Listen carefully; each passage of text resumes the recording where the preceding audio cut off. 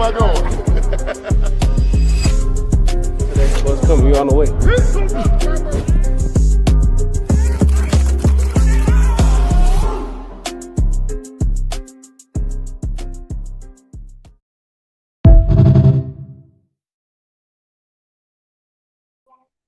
Oh, you didn't know? Yo, better call somebody. You thought it was gonna be JR. JR ain't here today. You know, they called me in and say, hey, can we go and do this here thing? Unc, I say, man, anytime for you, B-Watch. Anytime, anytime. But come on in, good people. Come on in. What's going on, Miss Crystal Wise Williams? Always good to see you. How you doing, Miss Dawn? I love me some CC. What's going on? Hey, get on in here. Get on in here. MSD in the place to be. That's what I'm talking about. That's what I'm talking about. Now, I need to see. Go ahead, Patty Lee. That's what I'm talking about, Caroline. I'll tell you, that's a sweet Caroline. What I'm talking about now. Holla if you hear me. Put a 1 in the chat. That's what we talking about. I'm here tonight. I'm here tonight. Hey, I'm up in Maryland. I told they hit me up. It was like, hey, can you make this appearance? I was like, B-Watch, I can't make it tonight because my kids got soccer practice. But then I turned around. Hell, it started raining. Then it started snowing. And now the sun was out. I was like, man, hell done froze over. And I said, hey, it's time for me to come on in. Come on in. That's what I'm talking about. Hey, B-Watch, how are you doing, young man? Oh, great, that's man. the one. Ring my bell. You rocked it. Go ahead. One. Bonita, how are you doing? MSD is always a pleasure. Come on, Mr. B-Watch. Holler and tell me what's going on. What's going on, Unc, man? Had a great day. Almost finished. I should be through painting tomorrow. The rain stopped me off today. I thought we were going to get through today, but hey, that rain is over with. I got out there and I did my thing. JR hit me up. He's sick. We praying that he get well. All that coughing he doing, so I hit you up, and here we is tonight. Appreciate you, Unc. Well, it's good to hear that, B-Watch. Look at JA. I've never seen that one. Wayne Hood, always good. You know what I'm talking about? Go ahead, JA9237. That's what I'm talking about. Welcome on in. Welcome on in. Troy, Ivory, come on in here. Come on in here. That's what we talking about. And you know the one and only. I love me some CC. But hey, we missing somebody. We missing somebody. Where's my man at? Where's the man with the plan? He always wait the 15 minutes, then he'll pop in. Oh, okay. He got them big red hours. He got them big red hours. Yeah. I'm gonna call him Big Greg hours. You know, Big Red on the 5 heartbeats. My hours are. Yeah.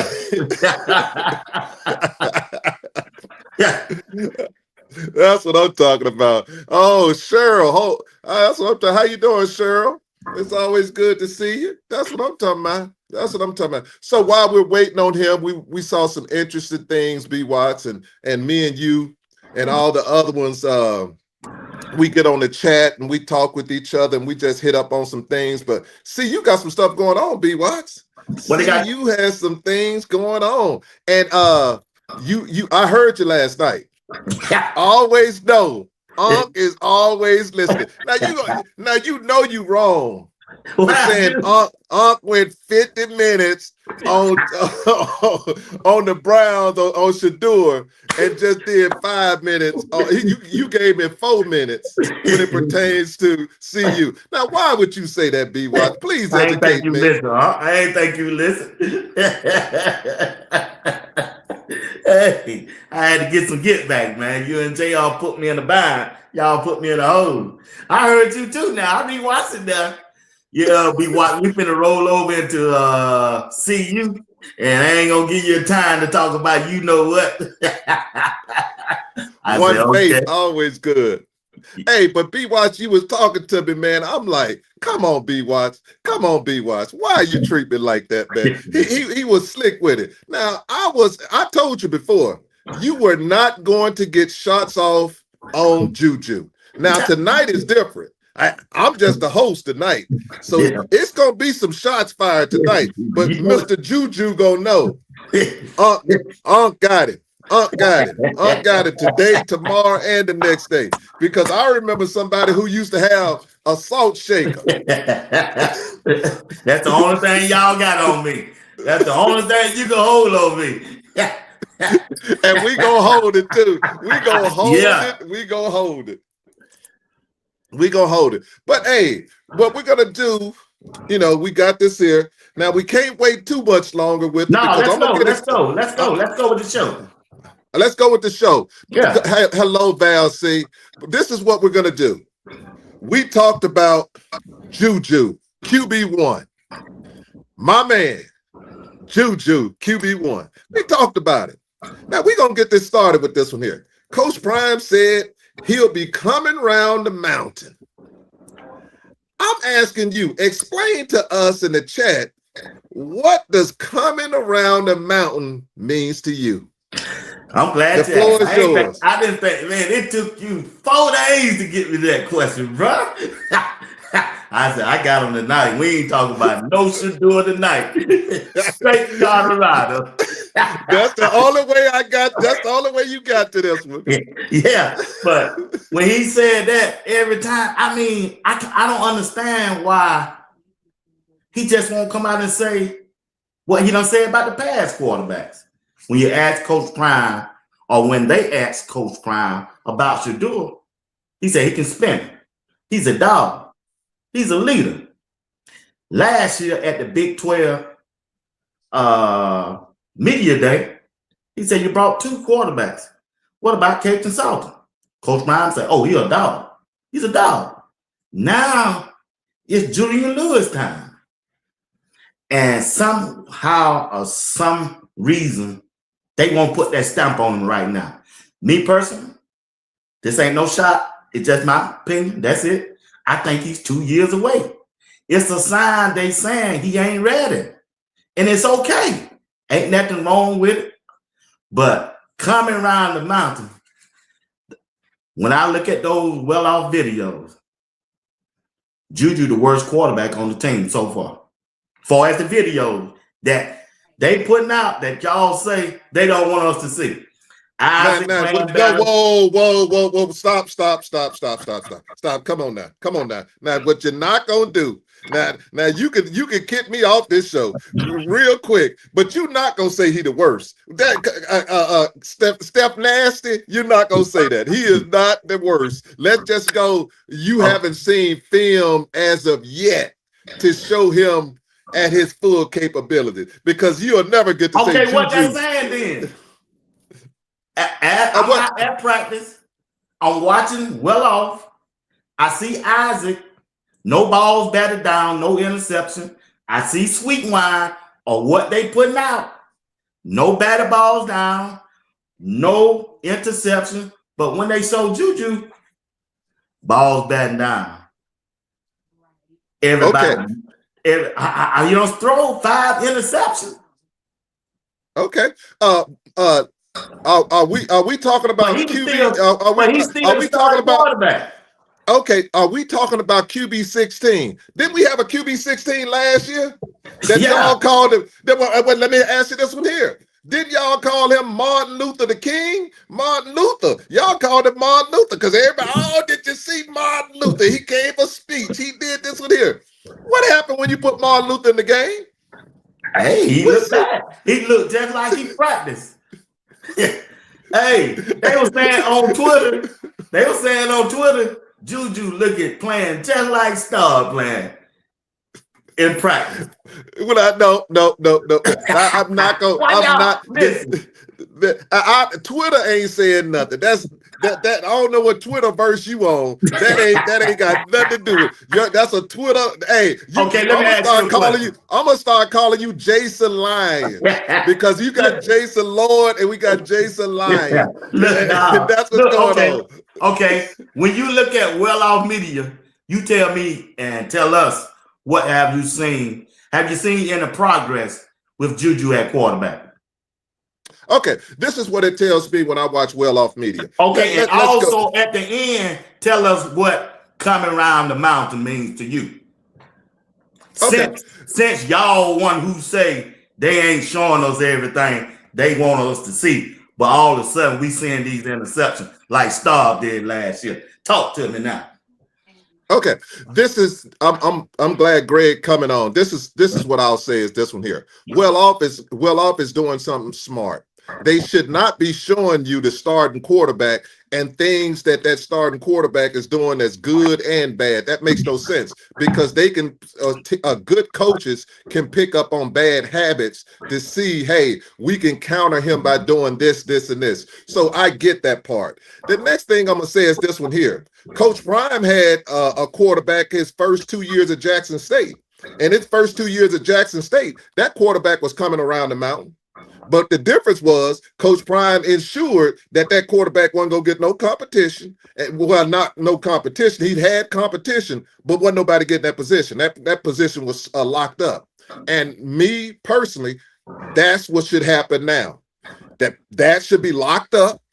It's Juju job to lose and then go from there. If Juju comes out there and loses it, that's different. But it should be Juju's job to lose because that was your parameter when you had Shedeur. Shedeur didn't have to worry about nobody taking his position. Juju shouldn't have to worry about that unless he loses it. Let's go here when I say coming around the mountain. It's a twofold step for me. It's a twofold step because it's going to go to the next question. The assessment of Juju should be determined by the offensive coordinator. That should be the ones that giving us the assessment of Juju, not Coach Prime. Coach Prime is the head coach. I get it. He's going to be the one to say, hey, blah, blah, blah. But if I'm trusting somebody when it pertains to coach, quarterbacking, it's going to be Marion because Coach Prime told us Staub was Martin Luther. And I'm telling you, he might have been Luther, Lex Luthor, but he sure wasn't no Martin Luther. So that's all I'm saying. And I'm definitely, let's go again. Let me go again with this one here, B. Watts. Now, if it's Sweetwine, you saying the young man is 2 years away. That's correct because of the fact that he needs to get more experience. Did we say anything? Wait. Did we say anything about Archie Manning sitting on the bench for 2 years and they thought he was the greatest thing since sliced bread? They wanted to get him the Heisman Trophy, and he ain't played not one game. True. You see what I'm saying? You B. Watts, you cannot get in there and think that these teams are going to be perfect, especially for Juju last year when you put him in a doo-doo show. Coach Prime caused problems last year. I'm saying Coach Prime because he wasn't decisive on that who the quarterback was going to be, and he was doing that switcheroo crap, and he shouldn't have. It should have been either K-Salt or Juju, and that's it. And that's it. Now with Sweetwine. I like me some Sweetwine because what I see with Sweetwine is this one here. Sweetwine is going to take over after Juju. And the reason I say that is because Sweetwine is everything you want in this here type of offense. He can put it on the ground and he can throw it, but he's not a better thrower than Juju. So I just put it at that. But that's what I got to say. Is Greg on yet? Or would you like to ask something else or you want me to get to my next question? Greg down there. This AI Greg. Okay, let's go this direction. This is important to me. Thank you, Alan G. Because that Martin, Coach Prime give us assessments sometimes, and Coach Prime, you love him, but he'll pull one on you because he told us Trevor Woods was Brian Urlacher. And I'm just saying, I'm certain. Hey, and that ain't no shots. That Rev in the building. Hey, Rev, give me a one if I'm telling the truth. He told me somebody said I have a dream, and that person there had a nightmare. I'm not here. He told me about Brian Urlacher. He told us about the other fellas. He told us about Ben Finisette. Oh, Ben Finisette, what you gonna do, brother? When Ben Finisette get a hold of you, brother? I don't want to hear that. Man, I don't want to hear that. He belongs in the WWE. He's perfect for it. But let me get to the next question. B. Watts, when it comes to quarterback assessment. Hold on. I want to hear Greg point on that that first question you asked. Could you repeat that question? What would that, sir? What was the first question, sir? About Juju, what do Coach Prime mean by he'll be coming around the mountain? Okay, Coach Prime, this is what Coach Prime meant by coming around the mountain. Coach Prime was saying, hey, Juju is a work in progress. And what's happening right now, he's learning the offense.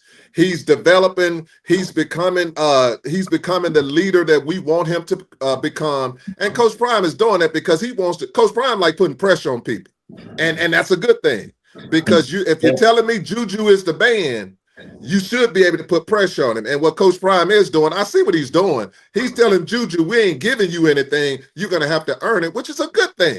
And it's nothing wrong with that. And Juju is coming around the mountain. Just like, let me put it to you this way. Archie Manning coming around the mountain. He's a work in progress. Let's go again. That boy Sellers that plays for South Carolina is coming around the mountain. Everybody is, because playing quarterback is the hardest position to play in football. And that's what it is. Somebody said, let Greg go, Steve. But if Greg ain't on, I don't see Greg. So if Greg ain't on here. Yes, I see it. Okay, I see him turning. So please believe. I will give you what you want, Lil Bucket. Greg can have it. Greg, the floor is yours. I see the thing turning. That's why I was talking. So Greg, the floor is yours. Yeah, I see how B. Watts gonna look at it, because that's B. Watts. I'm going by what you said. Well off ain't gonna show us.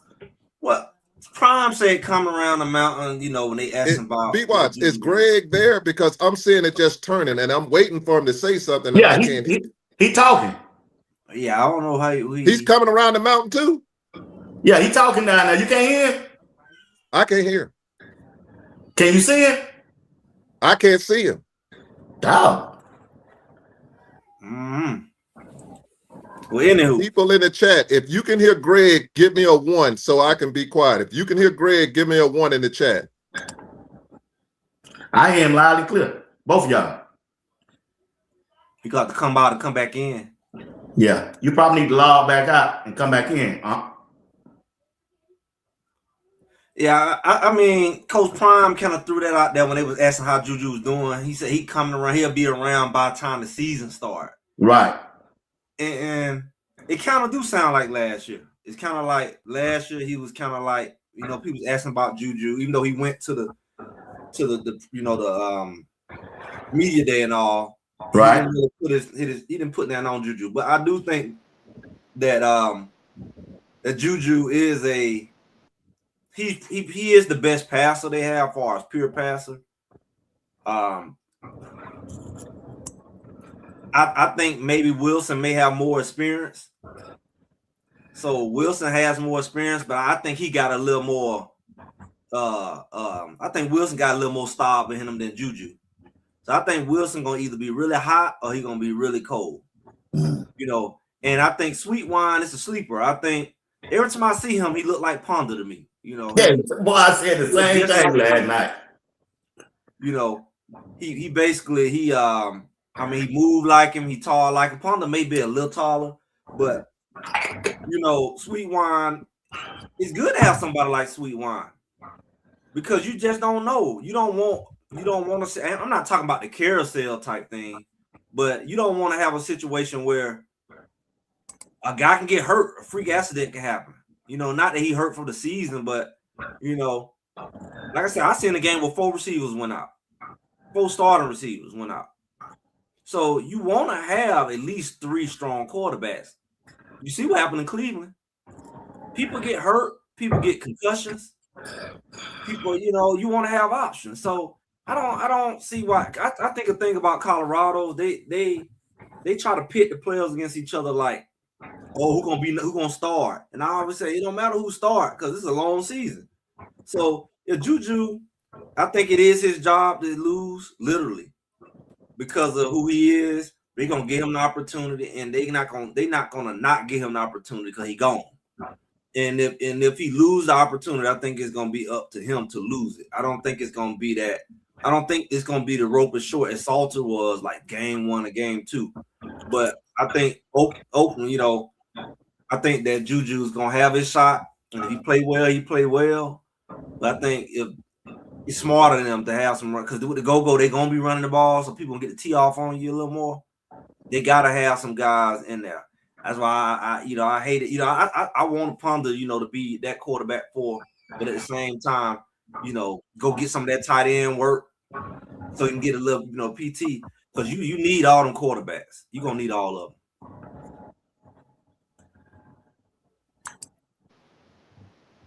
Okay, huh? Now he can't talk. Does it mute? You mute, huh? I don't think he's mute. We can't hear you, huh? I don't think it's mute. It's computer. His mute not on.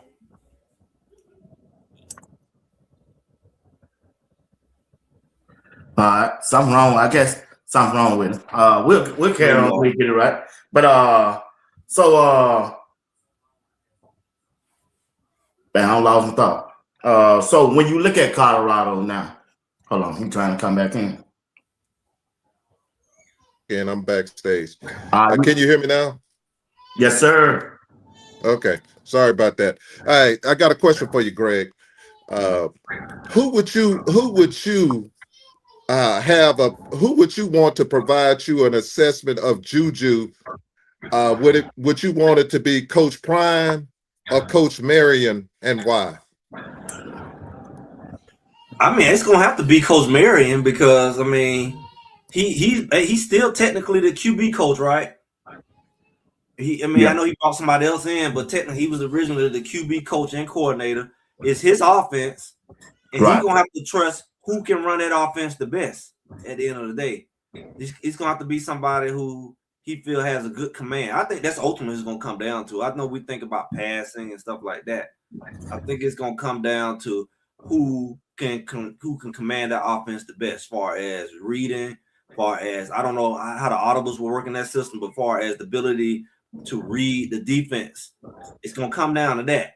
Understand that playbook and the way that Henderson described it in that press conference. He basically said that Marion like to add on as he go, which that's a higher level coordinator to do, which we want. We want you to, take advantage of each team's weakness, which means you're going to add different installments based off of the type of team you playing, the type of defense they run, the personnel, and that means the personnel should change. So personnel may get heavier play on certain games.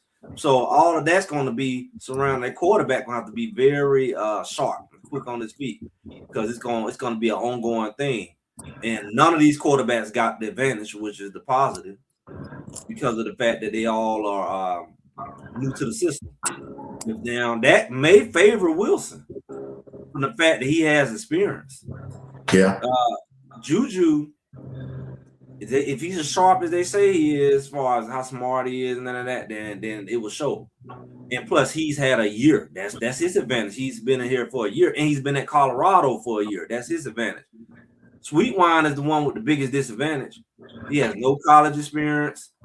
He's not. He won at Colorado last year, so by default, he's number 3, and he's a good number 3 because last thing you want is something happen to your 1 and 2, and your 3 ain't there. So it's a good situation all the way around. Yeah, I agree with you. It should be the offensive coordinator, Marion, make the decision who run his offense the best. And I believe it will be Julian Lewis. But hear me on this. Hear me. Juju's still growing. He's still growing. I keep saying he's 2 years away. And that's why Coach Prime keep pausing and pushing back. No matter who interviewing, he's telling y'all he'll be coming around the mountain when he comes. And he let you know it ain't better. Like you said, he's running a new offense too. And plus, man, he ain't been 17 or 18 still. We got to give him time. Everybody trying to push him. Like I was pushing for Salt. Salt done played 4 years in college. So he should have been way advanced, way ahead of him. That's when I was pushing for him. He had the experience. Now, pick it back to what Greg said, Isaac Wilson. He got the experience as a starting quarterback when he was at Utah. But and he looking good according to well-off media. That's what I got to go by because I'm not out there. But as raw talent, pure passer, Juju all day. He got the quick release, and I'm sure Marion will design some offense around him to make him even better. Back to you, Uncle Steve. That's Julian Lewis. Okay. I like what you said there, and I'm gonna have a follow-on to that.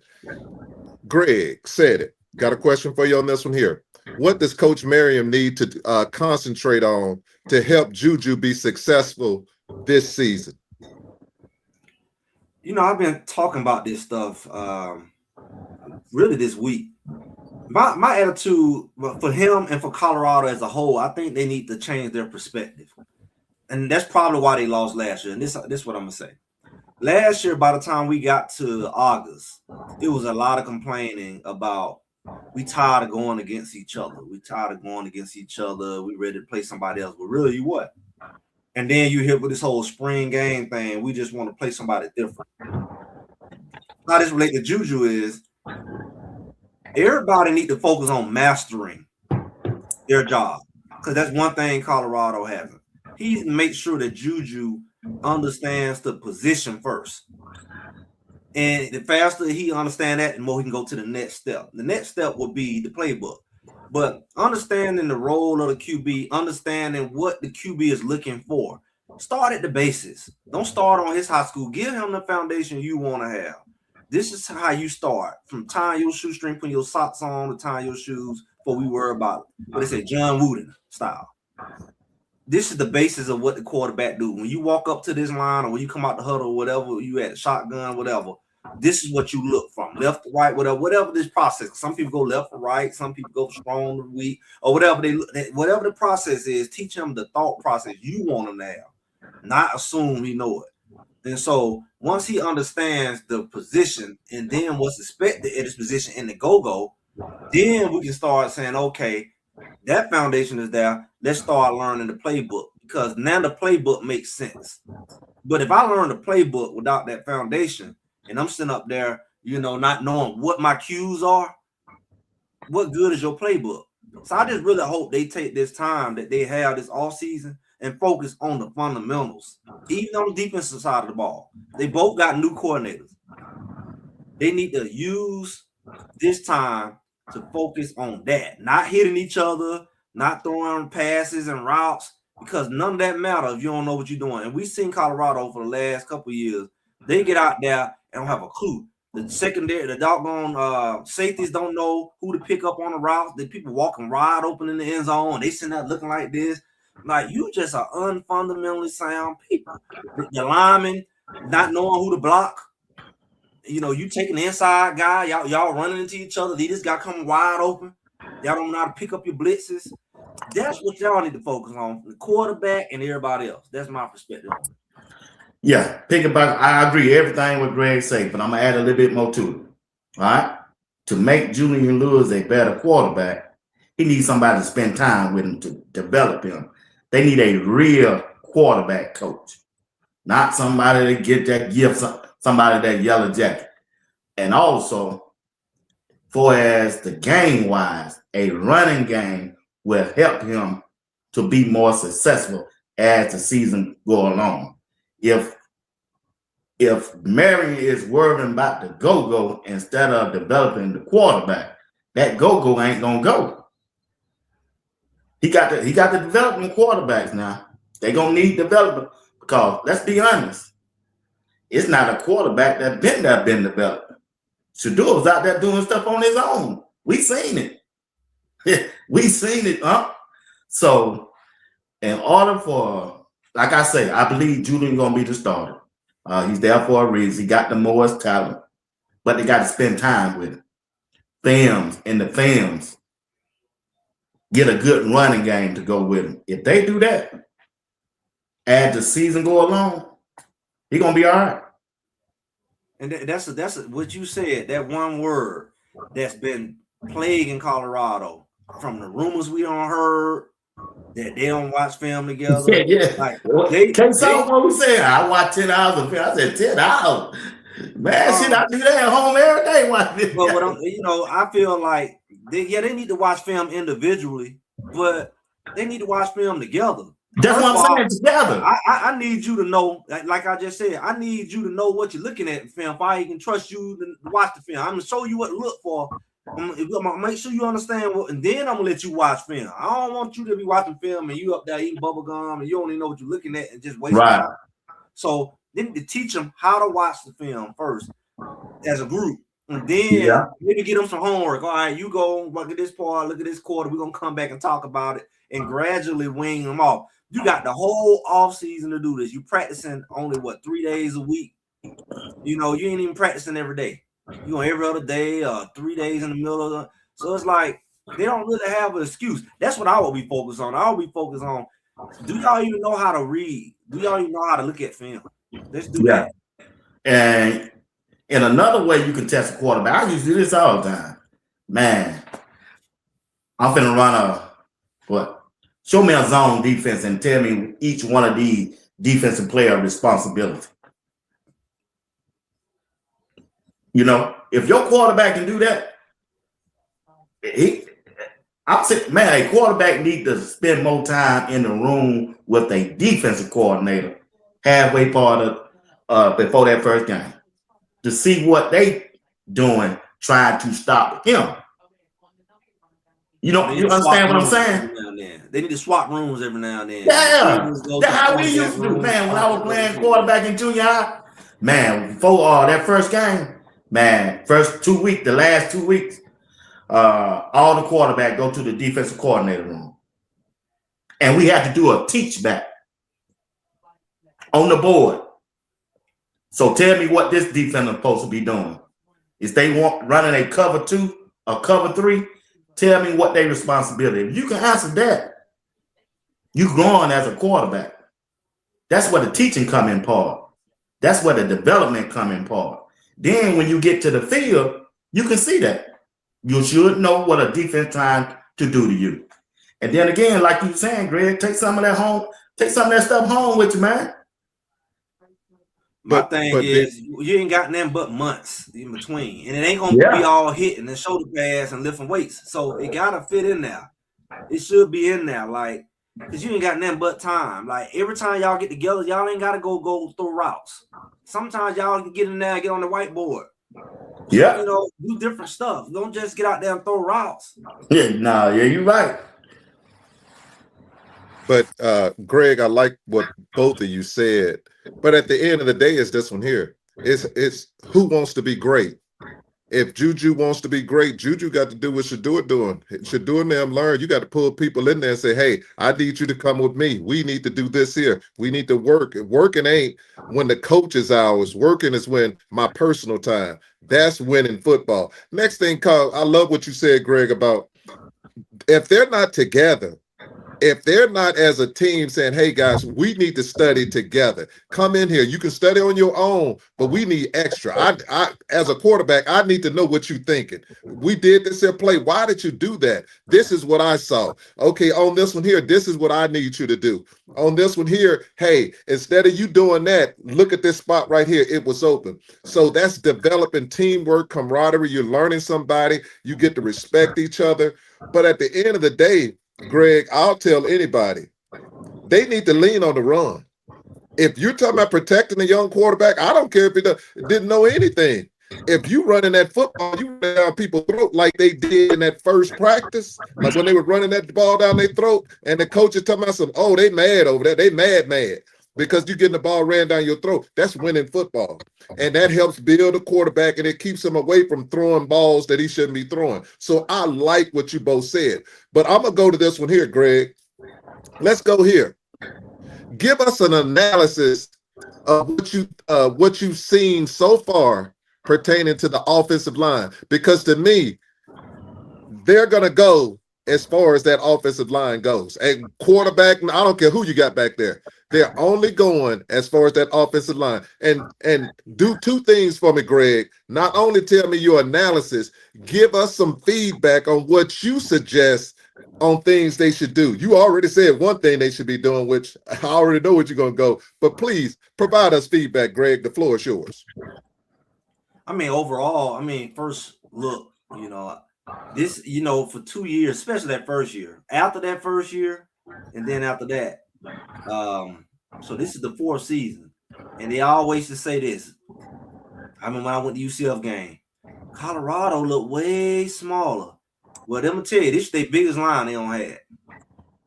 That's the first thing you see. They big linemen. This is big linemen. They lean, they look the part, they in shape, and they big. I heard coach from Prairie View say even the center big. He said, I ain't never seen the center big. I guess the center might got some height on him. So it's like they ain't gonna have no problem with getting pushed around. I asked y'all in the chat one day. We watched talking about well off. I said, who in the world is that 57? Look like that man, the crazy man on the longest yard, where he kicked the dude in the chest. the crazy dude with the big chin. Yeah. Because you know the lineman was big. It was all you like, oh, that's a big line. That's a big line. And one lineman came way over all the line. I said, good God Almighty, what kind of line is that? I mean, when you look big on the screen like that, you know you big. I mean, he's standing by big lineman. You know the lineman. He ain't standing by no 6'2", 6'3" lineman. He's standing by somebody at least 6'5". He got to be by every bit of 6'7", 6'8". I'm like, so you see that kind of stuff, and you say, okay, that they bigger, you know. So that's the first thing I see. I mean, I think the scheme in itself, they're going to be in a better situation because of the fact that the offense is designed to kind of be off balance, if that makes sense. So you don't really know when they pass on the running based on how the scheme is set up. And that's a good and bad thing because that do leave it in their quarterback hand. I saw one time Juju pulled it from Welch, and Welch, it was like the Red Sea right there, and that's when he threw that interception or whatever that was. When he threw it, kind of threw like a little hitch over there, whatever, he was a stop route, and the boy jumped the route. I think it was Mitchell. Mm-hmm. He handed that ball out to Welch. It was just Welch and the linebacker. It was Oklahoma drill. He gonna get at least a few yards, and so he got to see stuff like that, but. The line is making holes. They're making holes. They don't look extremely high. What I would suggest, I mean, and I can only suggest based off of everything moving so quick, I don't know all the players. They're going to just have to figure out the right combination. I think they got several combinations right now. That's another thing. I think they probably got the most linemen they don't have with experience. I remember when they was bringing them in. They was bringing them from this school, that school, this school. I was like, no, who's going to start? I said, well, at least they ain't gonna have the issue of somebody go down. You got low quality backup. They got some depth on that offensive line. They got depth on the offensive line they don't have on the defensive line. You know, so they just gonna have to figure out. You know, I've seen so many combinations, which is perfectly fine this time of year. Several different left tackles, several different right tackles, several different guards, and that combination is gonna be interesting on how they figure out who play well together. But they don't have a shortage of quality choices. And they don't have some Jordan Season go out who we got. You know, even though some box guys did step up, that's not the case. They got at least 4 or 5 quality left tackles that can go in, including that big old number 57. But it's a Leon Bell. Yeah. He figured out his size. I don't know why he can't start. I seen him one time. He kind of jumped outside, then he kind of dove down on the man on the inside, and he fell and he pushed him. But I'm like, dude, you so long. You ain't gotta be so quick to jump out there. He gonna take a mile field trip to go around you with them long arms and legs you got. So you just make sure you protect the inside. Make sure there ain't no stunts coming, wrapping around, whatever coming back right there. Don't be so quick to jump out there. Then you got to panic and jump over here. You so tall and so long. So that was just some things that I noticed, you know, the size. Yeah, but for the offensive line, I really hadn't dug in to the offensive line because there's so many of them. But I do want to know and watch the development of Yo-Yo and the number 51. What is his name? Gooden. Yeah, Gooden. I want to see what type of development they have coming into this season. And I think one of y'all just said it starting off. Colorado gonna go forward as they trenches, the offensive side and the defensive side. So if they can get the offensive line and find the right combination, and we know some injuries are gonna come along because it's a long, brutal season in the Big 12. if they're gonna be all right because majority of the offense gonna be running the football, boys, the go from what I see, and they got to find the right combination. I just want to see the development of Yo-Yo and Chauncey Gooden. How they gonna look? That's what I want to see. Got a new member, Steel T. Appreciate you for joining the member. Go ahead, I'm gonna Greg. tell you something though, B. Watts. I'm gonna say I said this before. I'm gonna say it again. I said this about another player. I would love to see Yo-Yo go on the other side of the ball. Defense. Because it's gonna come down to that middle. They got big 88 in the middle, big boy, big 375. Yo-Yo always brag about his footwork. He was a soccer player. I really thought Sapp would have took him up under his wings, somebody like that. Because Yo-Yo's athletic. He's a bigger size dude. Like I like the other one, Christian, the one that we were trying to get in there. These guys come from these other countries, man. They grew up playing soccer. They big boys who think they small. Yo-Yo said, if I can lose another 20 pounds, I'm gonna go take the tackle spot. That's how he thinks. He said, I got the best speed out here. If you put Yo-Yo in that middle with his size, his physicality, you already short in the middle. That's what it's gonna come down to. If the 88 go down, that's the biggest one they got, and they got a couple other guys. They need depth right there in that middle. Somebody who can control the middle of the ball. Yo-Yo is a guard in the center, right? So he got low center of gravity. He got that, strong attack point. I would love to see Yo-Yo get converted to the defensive side of the ball, right there on that nose or right there on that tackle. Because his athleticism, he's already familiar being in the trenches right there, and they need the depth right there. All them linemen they got. What I hate to see is when you waste athletes. Like, it's only so many guards going to play, but they're going to rotate them tackles. You see what I'm saying? Yeah. That was something I would suggest with somebody like Yo-Yo. Like, he about, 325? When he cut weight, he 325. Hey, he big in that, Greg. You know what I'm saying? He cut weight to get down to that. He came in like a 370 or whatever. So I'm saying he can put the weight on and still be lean and still be athletic. He's not putting the weight on and getting sloppy. So okay. You see that super chat? What you say, B. Watts? You see the super chat? No, I don't see it. Did you put it up? Yeah. Do you have it up right now? Yeah. With Patrick Williams. At some point, fellas, these players got to take responsibility in their own hands to learn the plays. Coach Prime shouldn't have to motivate these players to learn the playbook. Yes, he do. What do you think about that? He the coach. He supposed to.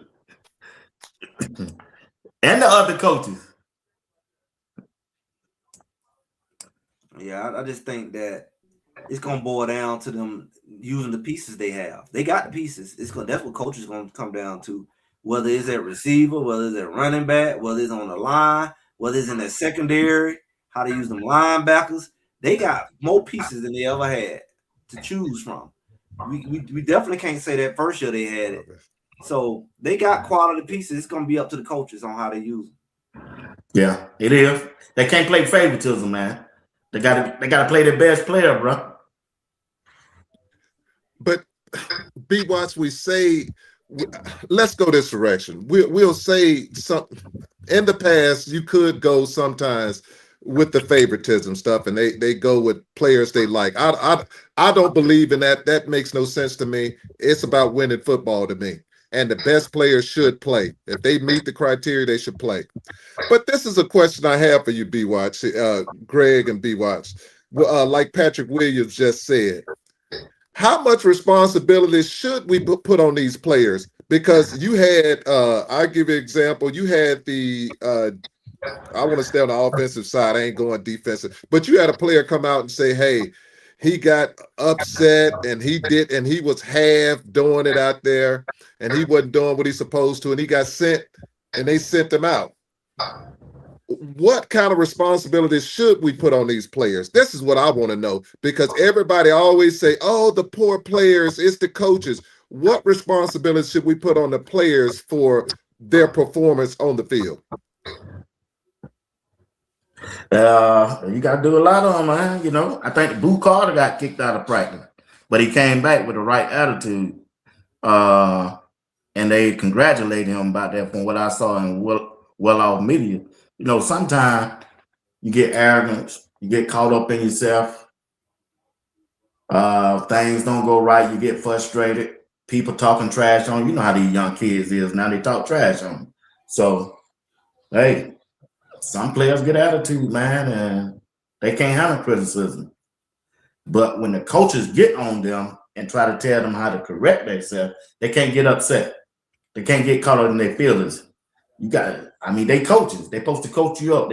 You should want a coach to coach you hard if they see something flawed in your performance. And they just got to take that, no matter where they came from, no matter who they are. You know, that go for Juju. That go to the last person on the team for as performance-wise. They got to take that hard coaching, Greg. I mean, it's a hard thing. I mean, the players are a little different now. You know, they are. They different, and they gonna keep getting different. Look like, got that money.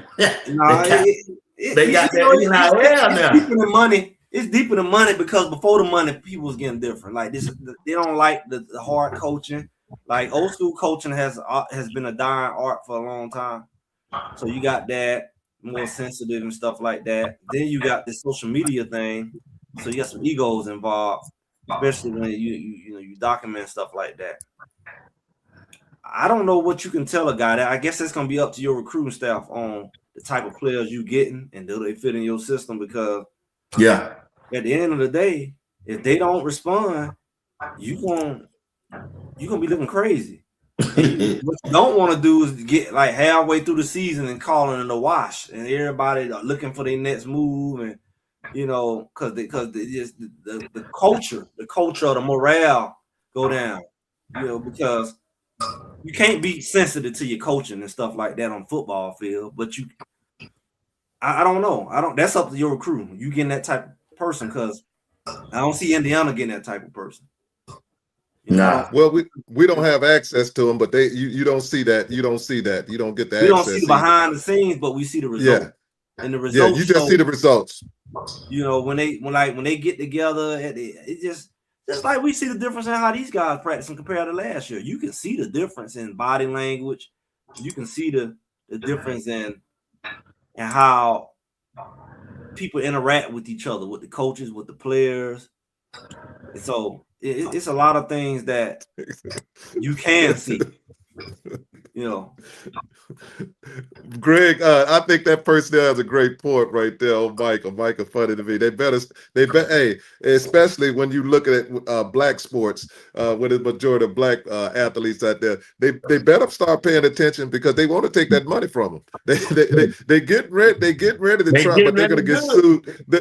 They getting ready to limit them on what they can get and how they can function when it pertains to this NIL, which I think is totally unfair, because they don't do it in golf, they don't do it in tennis, they don't do it in hockey. You can go to the pros at any time. You can be 12 and go to the pros, but they've convinced y'all that you got to be a certain age in order to do it in the NFL. It just behooves me. But let me get to something else. They don't consider college pros, so that's the problem. It's not considered pros yet. Yeah, it's one of those things that interests me. Now, we're talking about challenging young athletes. Now, I saw a coach challenge some young athletes. I saw Coach Marion get in. I mean, he got in those running backs' butt. And I'm like, this is within the first 3 days of practice. Why do you think a coach, especially your offensive coordinator, has to challenge running backs on the third day of practice? Explain that to me, because none of these guys are proven. You don't have a back end that's proven. So why does a coach have to try to motivate running backs who are not proven? It's your flow, Greg. Please explain that to us in the panel. I don't know, man. If you got to motivate somebody, I mean, that's just right now. Once the season gets started and your playing time needs to have an impact on it, at some point, motivation is going to be playing time. And right now, how many running backs they have? I'm seeing new numbers. The numbers in the 20s that keep growing. I'm seeing 26, 27, 28, 29. You know, they got that boy Cam Newton coming in the summer. So it's like you got Young, you got Henderson, you got Welch, you got Trackhawk. What's the other guy name from out there? From over there. Do they have a Braylon Edwards or something? They got a lot of running backs. Right. So it's like, you know, your motivation should be, you know, this is probably the most depth the running back room don't have. And that's by design because he know he's gonna be running that ball. And every year, it seems like all Colorado running backs get hurt. Well, it's the spring or the fall. They get 3-4 running backs get hurt. So yeah. Them running backs better be ready to play. Just like I said, them quarterbacks better be ready to play because it's gonna be a physical team, and 1 month ain't gonna stop no show.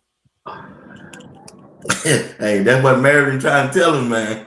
He heard what he told him. Hey, if you ain't coming out here and trying to, you know, do your thing, you can get off the field. We'll be okay. He trying to set the tempo.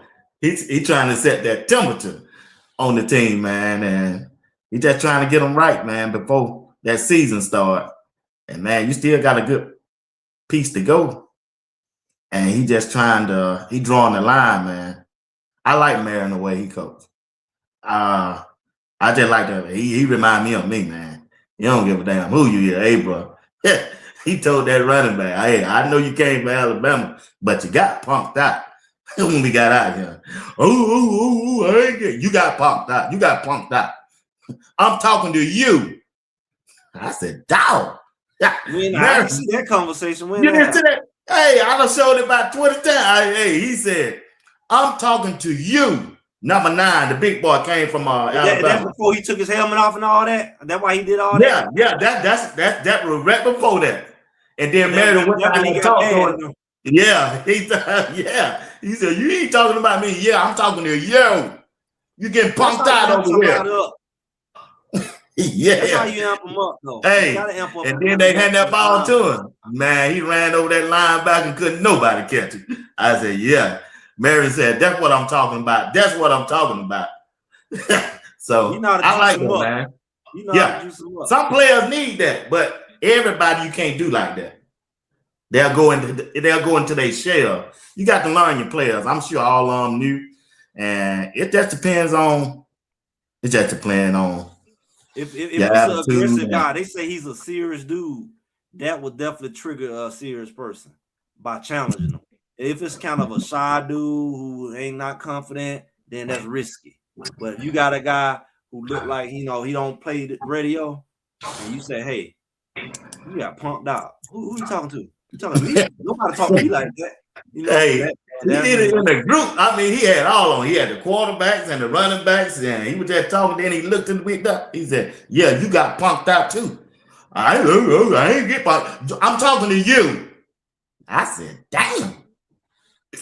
But the problem I see is this here, B. Watson and Greg, when it pertains to you don't have to motivate men that know they why. Guys that know they why, you don't have to motivate them because they know where they're trying to go. They putting up there on the board how many months they got to go get to where they want to go. They're putting little things on their markers. This is what I need to do, and this is what I need to do in order to get that. That's when you got a mature players. And it was hard for me to understand is day 3. I got to motivate you. You getting paid, and you getting the best food on the planet, and you getting the Bunny Central. And I got to motivate you to come out there, and you ain't proven anything since you've been playing football in college. That's hard. But let's go this direction. You got to look at something now. I'm a psychologist. 5 o'clock in the morning, though, huh? I'm a psychology person now. You got to look at it like this. This guy, let's use number 9 for example, Young. He was the number 1 running back in his class a few years back. Go to Alabama. They probably crushed him. Because he probably been the man his whole life. And then you go there, and now it's like you on the bench, you fade in the glory. You the bat. He gonna have to rebuild his confidence. That's one thing they're gonna do for him. They're gonna have to put that dog back in him because he don't went to a puppy. He looked like a dog, but his mind, Okay. I ain't knocking him. What you doing there? I'm explaining to you the mindset of somebody who got to rebuild their confidence.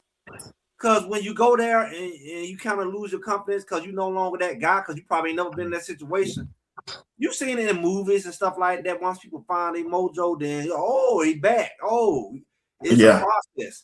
I hope they're good at that process. It can be like he said, you can send him in deeper into wherever he in. Because in his mind, he ain't fully confident. You seeing it now. You probably seen it at some point in Alabama.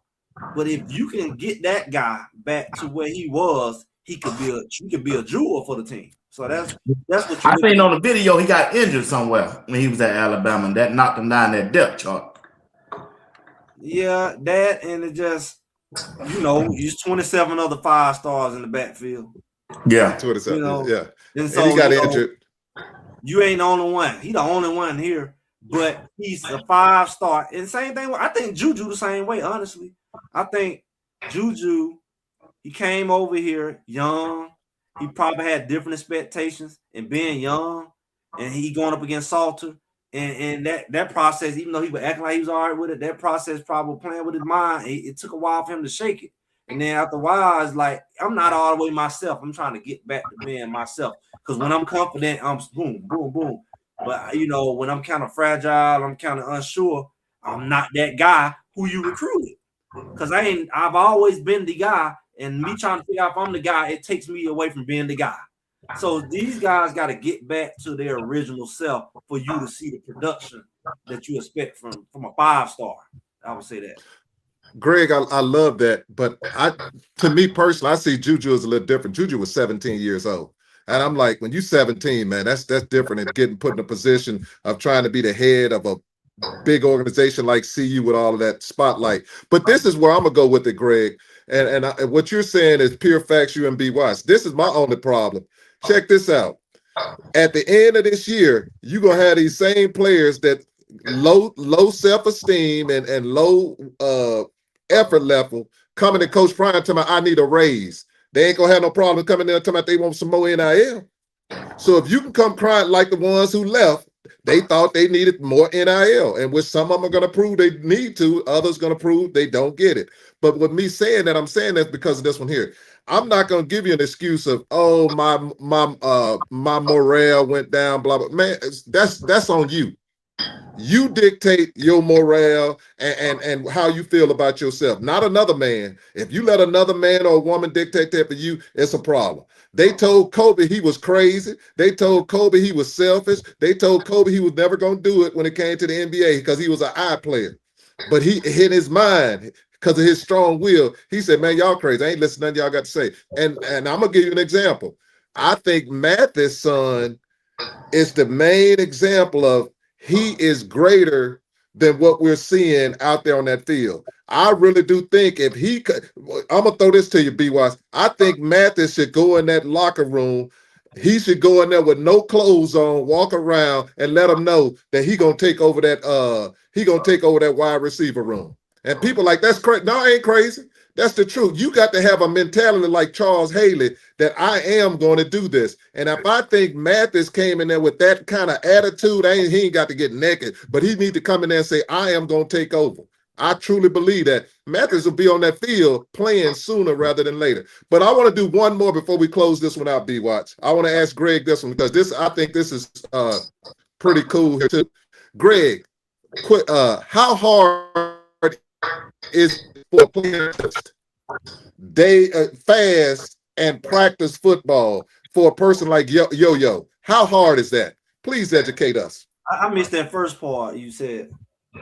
It went out. How hard is it for a player fasting, not eating or drinking all day, sun up to sundown, fasting, and to be able to practice, full practice, and still be productive? Can you give us some feedback on that? Yeah. I'm gonna say one thing.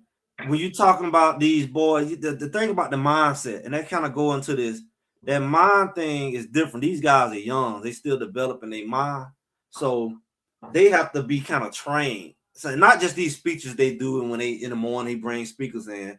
That's why I always say it. Y'all always get on me. Bring in a shrink. Bring in a sports performance psychologist. How to think, because one of the things can trickle, and if your maturity and all that not there, stuff they would do at 40 is a little different than what you do at 20, right? You like why how you handle it. So how you see things, they need help with that, not just talking at you, but giving you strategy. So I think they need that. Juju and all these guys, they need that. But you say fasting. Now, one thing I just heard today, I didn't realize when they do the Ramadan that they don't drink either. No, they don't drink or drink. So I knew they didn't eat for doing that time, but eat or drink, and that's rough on the football player. And the good thing about Colorado, the best thing about it is they practice early. So it's in the earlier part of the fast. So what these dudes do, they get up, because I think it's 6 to 6. They get up and do all they've been doing it long enough, but they get all their fluids and food before 6 o'clock. So if you practice at 8, 9 o'clock, you really ain't that far. Your food don't digest it.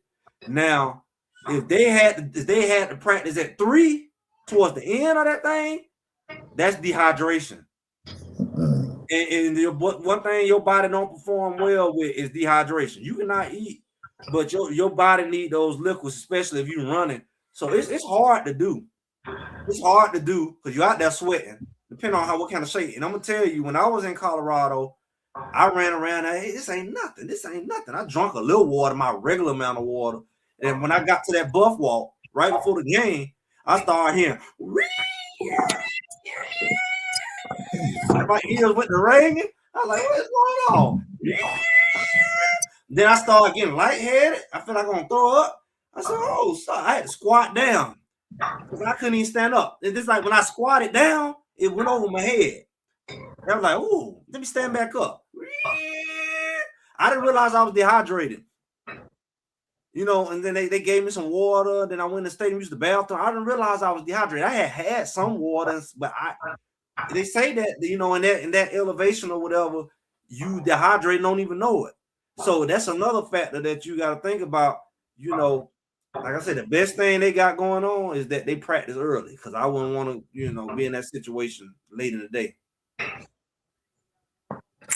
Yeah. So, hey, you strong individual. That's all I can say. I don't think I can do it, boy. He go without eating or drinking.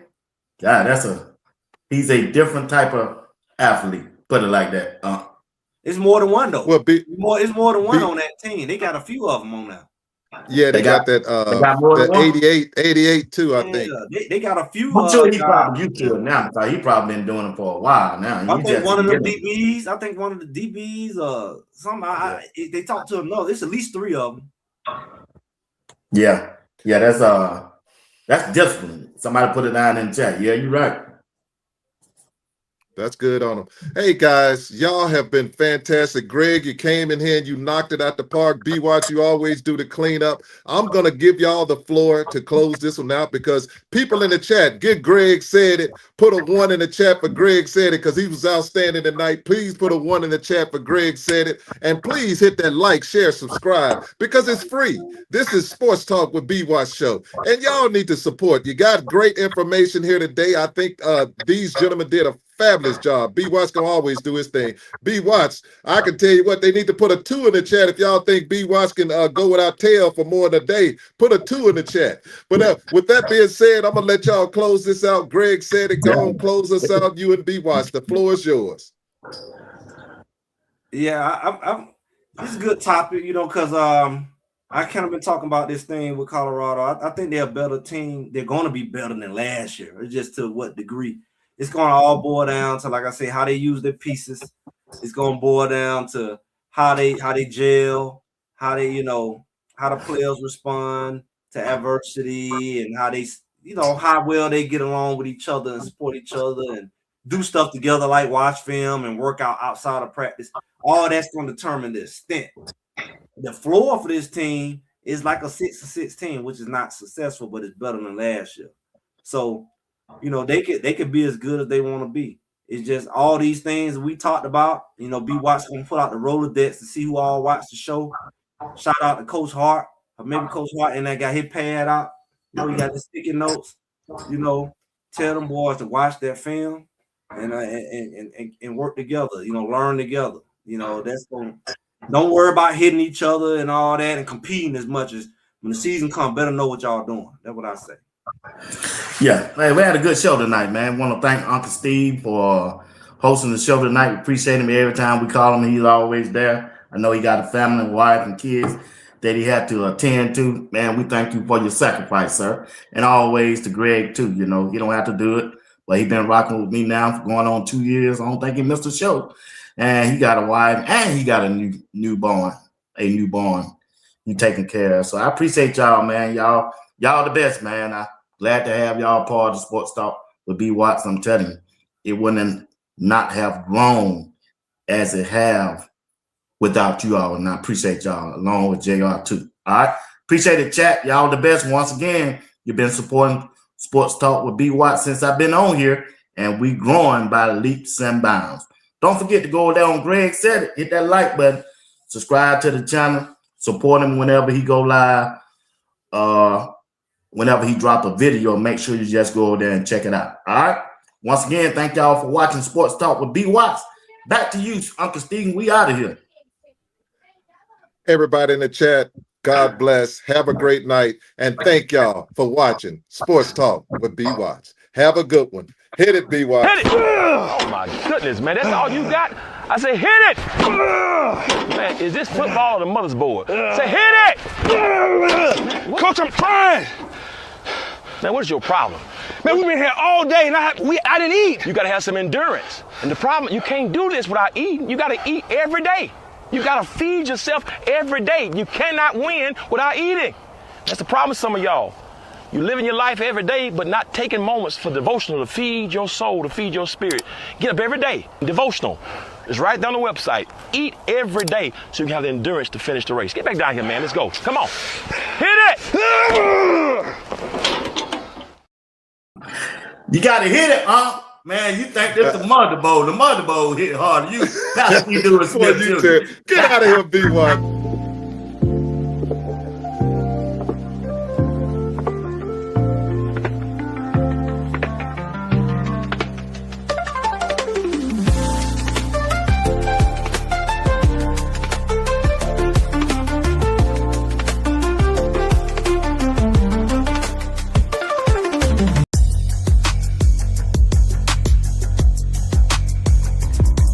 Sanders boys about to go live. I hope y'all ready. We better have some fun.